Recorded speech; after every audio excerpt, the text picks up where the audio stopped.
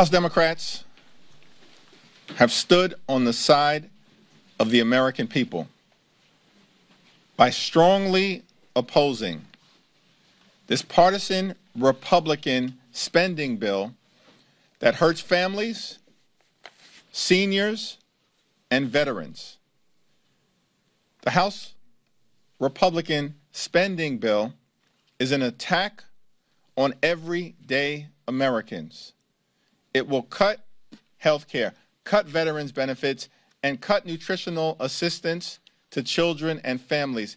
It is unacceptable. And that is why there was a strong showing of opposition amongst House Democrats. We stand ready, willing, and able to negotiate a bipartisan spending agreement that meets the needs of the American people in terms of their economic well-being, health, and safety. The partisan Republican spending bill will hurt everyday Americans, and House Democrats will never be complicit in their reckless scheme.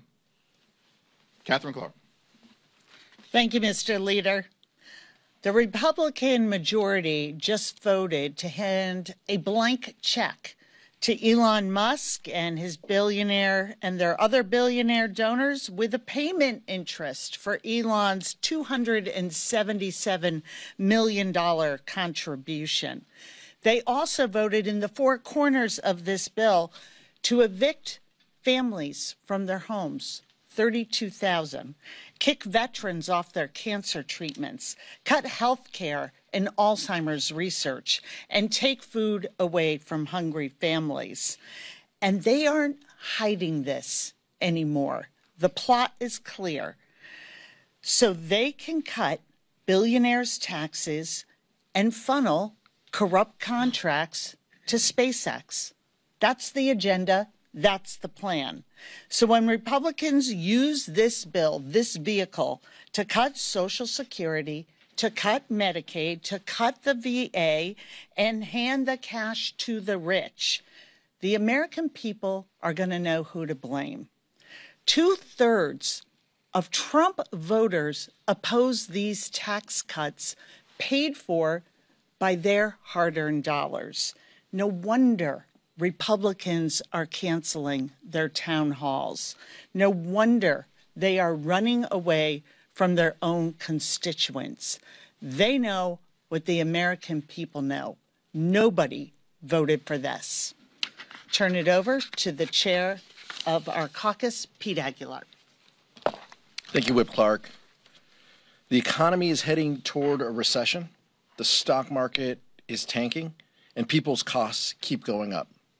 Today's partisan funding legislation does nothing to lower the costs or living expenses for everyday Americans.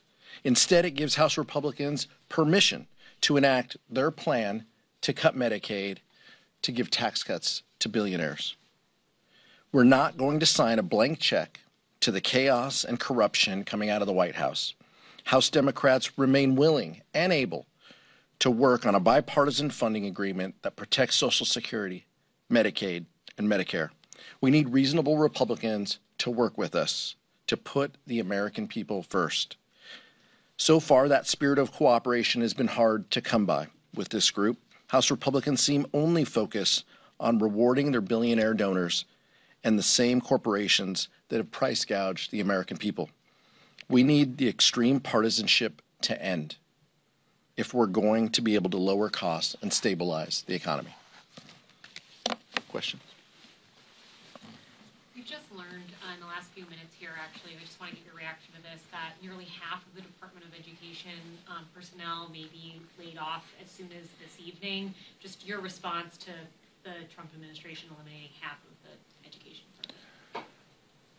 Well, Donald Trump, his administration, and extreme MAGA Republicans in the House are undermining everything that matters to the American people, including trying to take a chainsaw to Medicare, Medicaid, Social Security, and public education all across America.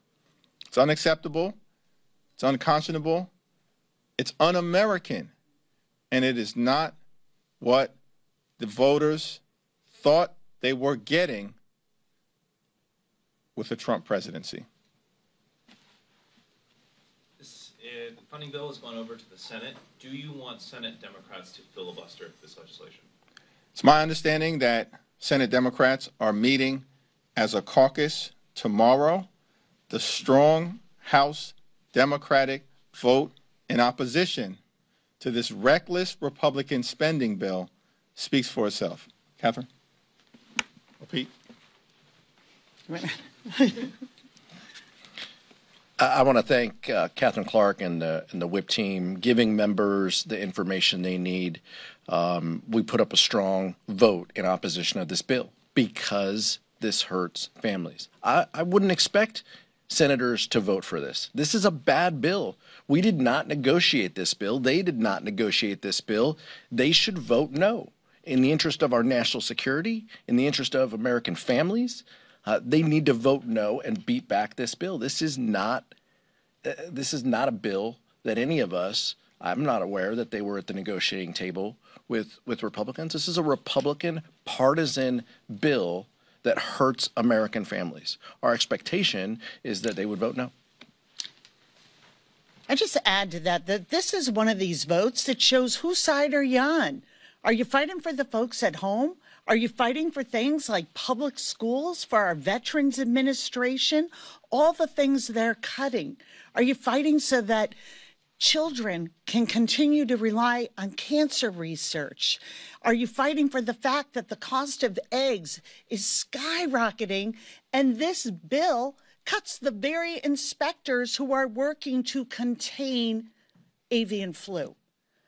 So I don't know why a Democrat would look at this and decide they want to be on that side of the ledger.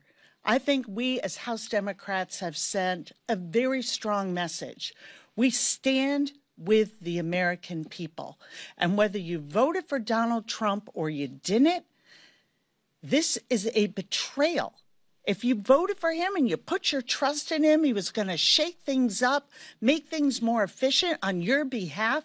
Every single day, he is thumbing his nose at you and telling the American people that he just doesn't care.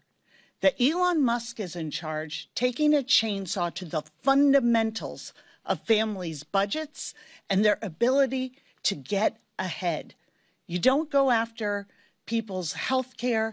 You don't go after research. You don't go after our public schools and our veterans and say there's anything else here except a plot to cut spending in order to give it to the wealthiest people.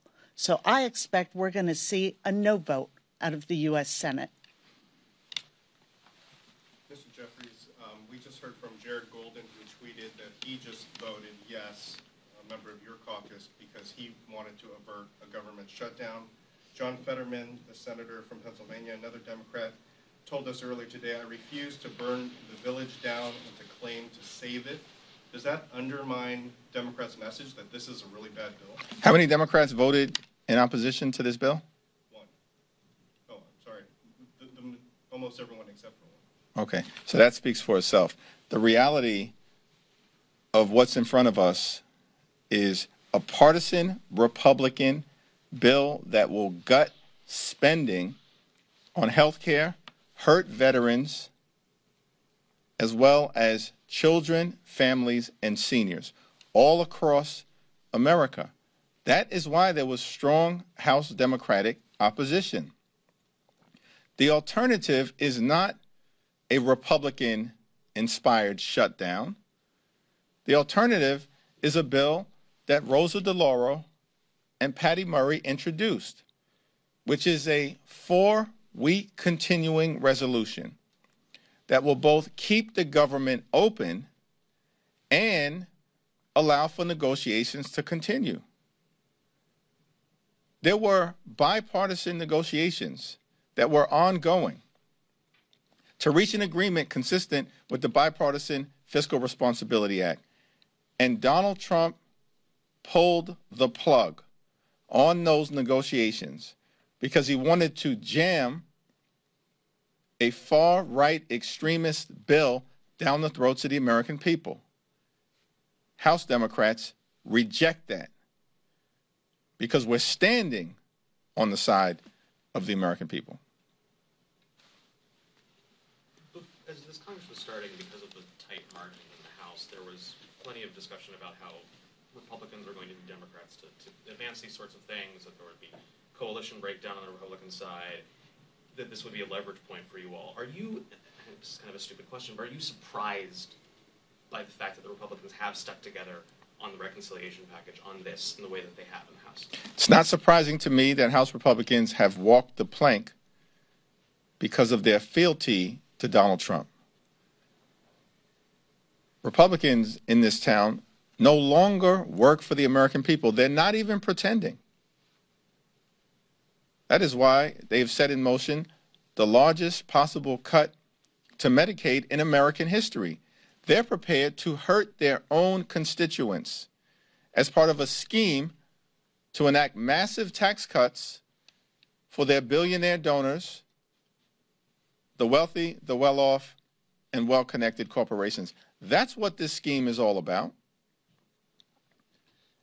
And so it should not surprise anyone that House Republicans continue to bend the knee to Donald Trump and their billionaire puppet master, Elon Musk. Should not surprise anyone. But the American people will have an opportunity to speak, and when they do next November, it will not be pretty for the MAGA extremists. Catherine, Pete? Good. Thank you. Thank you, everyone.